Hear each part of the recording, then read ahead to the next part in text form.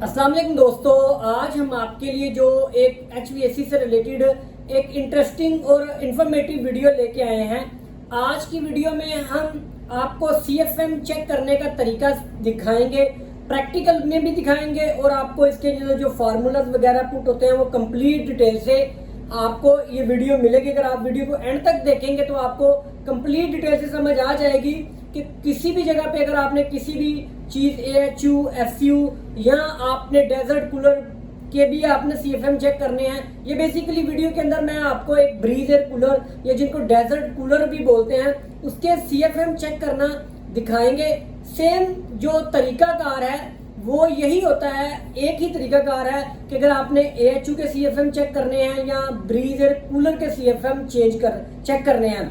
इसके अंदर जो चेंजिंग होती है यानी कि जो एक डिफरेंट चीज़ है वो ये है कि आपको ये आइडिया होना चाहिए कि कूलर्स के कितने CFM पर टन होते हैं और जो हमारी चिल्ड वाटर की कॉइल है उसके CFM पर टन कितने होते हैं। ये जो डायरेक्ट एक्सपेंशन है ये एक अलग डिबेट है, इसके ऊपर मैं आपको एक डिटेल वीडियो बना दूंगा।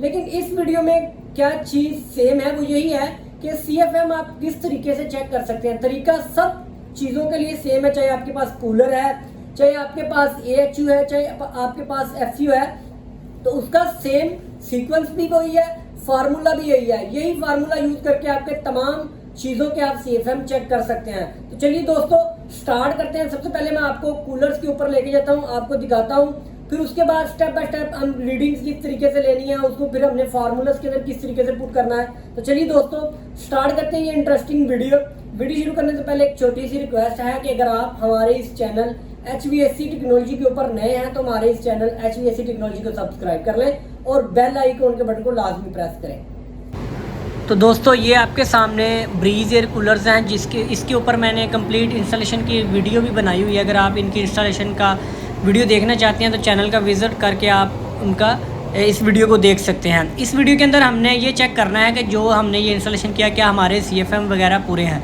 स्टार्टिंग में बता दूं कि ये जो एक कूलर है इसके 17,000 CFM हैं। तो अब हम ये आप देख रहे हैं यहाँ से हमारी सप्लाई एयर डक्ट जा रही है हमारे नीचे कॉरिडोर्स में। तो वहाँ पे जाके मैं अभी दिखाऊंगा आपको। वहाँ से हम पहले हम जो हमारा CFM हुड होता है उससे तो कोई फार्मूला नहीं, वो आपकी जस्ट क्लियर रीडिंग देता है, उससे भी मैं आपको दिखाऊंगा।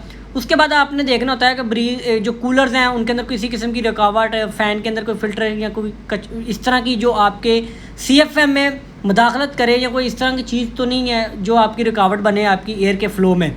ये आप चीज़ें देख लें, पंप वगैरह का देख लें, सारी चीज़ें आप नोट कर लें, इनके वोल्टेज, करंट वगैरह, एम्पेयर वगैरह। उसके बाद मैं आपको लेके चलता हूँ अब कॉरिडोर्स के अंदर। ये आप देख रहे हैं ये हमारी जो डक्ट है ऊपर से सप्लाई एयर आ रही है, इनके ज़रिए हमारे इन डोम्स वगैरह में जा रही है। यहाँ पे हमारे VCD कंट्रोल डैम्पर लगाए गए हैं जिससे हम इनके एडजस्टमेंट भी कर सकते हैं फ़्लो की।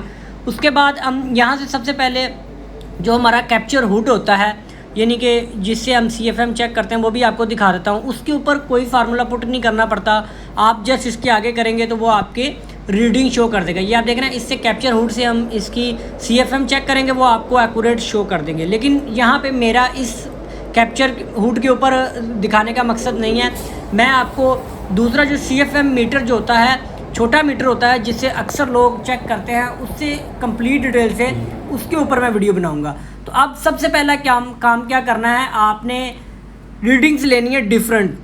हम इसके ऊपर 6 रीडिंग लेंगे। ये आपके सामने पहले जो रीडिंग आएगी उसको हम नोट कर लेंगे, थोड़ा सा गैप के बाद दूसरी रीडिंग लेंगे। जितनी भी आपने रीडिंग्स लेनी है वो आपने नोट करना है कि 7 रीडिंग ली हैं, 8 रीडिंग ली हैं, 6 रीडिंग्स ली हैं, तो ये आपने चेक करना होता है। ये आप अपने नोट, उसके बाद आपका प्रोसीजर शुरू होता है, आपके फार्मूला आपने कौन सा पुट करना है। अब मैं आपको इसकी 6 रीडिंग्स लेने के बाद, 6 रीडिंग लेने के बाद हम इसकी 6 रीडिंग लेंगे ग्रिल के ऊपर। ग्रिल का आपने साइज़ नोट कर लेना है, इसकी हाइट और इसकी विड्थ यानी कि इसकी लंबाई और इसकी कितना, ये इसकी ग्रिल का दोनों साइडों से साइज़ आपने ले लेना है, चारों साइड से, कि इसकी कितनी लंबाई और चौड़ाई हाइट है। तो अब हम नोट कर। तो दोस्तों जैसा कि मैंने आपको रीडिंग जो मैंने आपको दिखाया था CFM हमने रीड कर लिए थे मीटर से, उसके ऊपर मैंने आपको बताया था कि 6 जगह से आपने रीडिंग लेनी है। ये हमने 6 रीडिंग्स ले ली हैं, 6 रीडिंग जो हमने ली हैं वो मैंने नोट कर ली हैं। ये आपके सामने 108, 563, 645, 513, 574,608। ये 6 रीडिंग है, 6 रीडिंग है। इनको अब हमने क्या करना है, इनको आपस में जमा कर लेना। ये होती है हमारी मीन्स वेलोसिटी। तो ये आप देख रहे हैं, इसको जमा करने के ऊपर हमारे पास आया 3011। तो सबसे पहले हम इसकी लिख लेंगे 3011। ये हमारे पास मीन्स वेलोसिटी आ गई। अब हमने एफपीएम चेक करना होता है, एफपीएम फीट पर मिनट। उसका क्या तरीका है कि मैंने आपको जैसे शुरू में बताया कि ये जो हमारे पास मीन्स वेलोसिटी आई, इसकी 3011 हमने 6 रीडिंग्स ली थी, ठीक है। 6 रीडिंग्स लेने के बाद क्या करेंगे, अब हम इसको तकसीम कर देंगे, डिवाइड कर देंगे 6 पे। तो क्योंकि रीडिंग्स हमने 6 ली, अगर आप 7 रीडिंग्स लेते हैं तो आपने जो हमारे पास मीन्स वेलोसिटी आई है इसको आप 7 पे डिवाइड कर दें।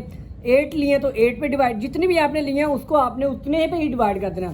तो हम क्या करेंगे, अब हम इसको 6 पे डिवाइड कर देंगे। ये आप देख रहे हैं, सॉरी 3011 ये हमारे पास आ गया। इसको डिवाइड करेंगे 6 पे, क्योंकि हमने 6 रीडिंग ली थी। तो ये आप देख रहे हैं हमारे पास 501 आ गया। अब ये हमारे पास क्या आ गया, 501 एफपीएम आ गया। एफपीएम से क्या मुराद है, फीट पर मिनट, ठीक है। एफपीएम आ गया हमारे पास। अब मैंने आपको बताया था कि आपने एरिया भी निकालना है। अब एरिया आपको मैंने आपको बताया था कि ग्रिल का साइज़ आपने ले लेना है।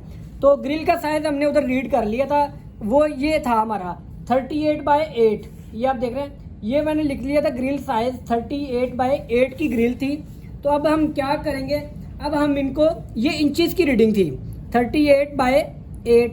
अब हम इनको ज़रब दे देंगे तो ये हमारे पास आएगा, का निकाल लेंगे इंचज़ कंप्लीट। तो इसके लिए हम क्या करेंगे, 38/8, ये हमारे पास आ गया 304। ये हमारे पास रीडिंग इंचज़ में आई है। अब इसको हम क्या करेंगे, इसको स्क्वायर फीट में निकालने के लिए इसी रीडिंग को, जो हमारा आंसर है, इसको हम डिवाइड कर देंगे 144 पे, जो कि हमारा डिवाइड करने पे आएगा 144।